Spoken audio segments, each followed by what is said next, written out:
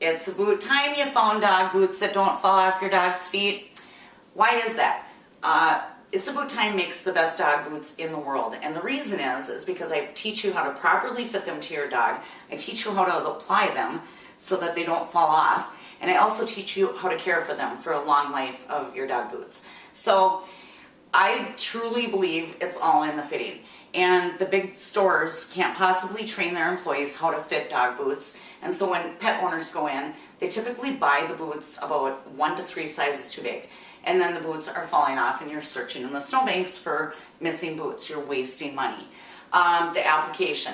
In this video, at the end of this video, I will have a dog that I show you how to actually put the boots on and how to apply them properly.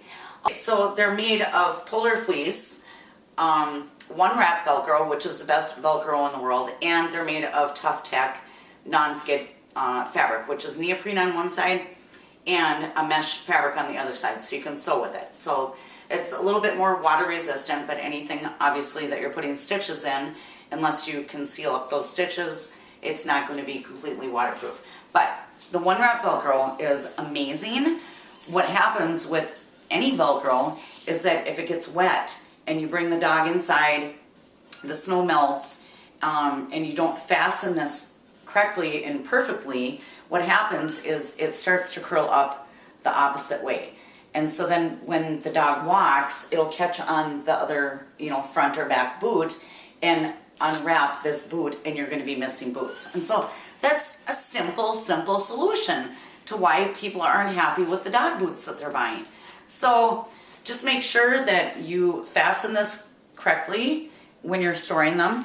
And then if it does curl because the phone rang or something, all you have to do is curl it back the opposite way and store it overnight or in between outings, and everything should be fine.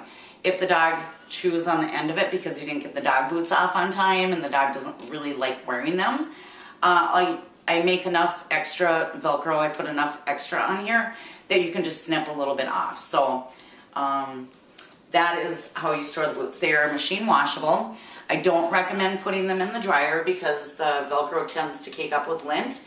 If the Velcro cakes up with lint or dog hair, all you have to do is take Minnesotans' favorite product in the world, duct tape, wrap it around your hand backwards and dab, dab, dab, and you're good to go. So this is River, and we are going to fit boots on River. And so his feet are pretty tiny, so this is a 1X small that I'm going to be using on him. And so when you put the boot on, I cut them so that the fabric stretches this way, so it's pretty easy to get it around the foot. And so all you want to do is put this around the foot and make sure that the toenails are all the way in the tip of the boot. So then what I do, and remember back in the 80s or 90s when we rolled our jeans, all you do is you take the fabric and you pinch it and fold it over, just like when we used to roll our jeans. The only difference is I'm going to take this Velcro and wrap this really good and snug all the way around the dog's leg. And so the key is if you can pull on this and you can't get this boot off, you are not going to be searching for boots in the snowbank. Okay, so a lot of people ask me if I can make the boots longer, taller.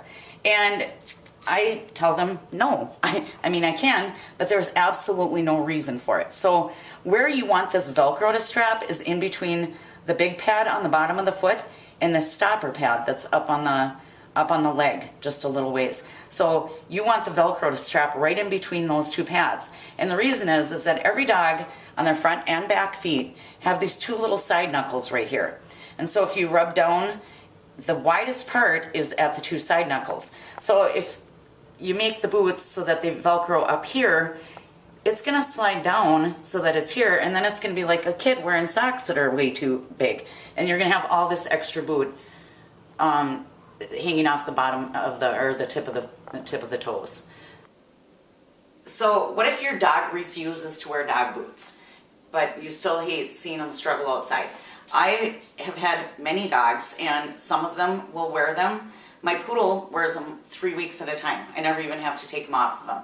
I had a little 3-pound Yorkie that absolutely hated anything, and she would chew them off immediately. So what I would do would be to put them on her, put her outside, and she didn't mind them when she was outside. And that's what I hear from most of my clients, is that they don't mind them when they're outside, but as soon as they're inside, they start chewing them off. So immediately take them off, wrap the Velcro perfectly, and store them until the next outing.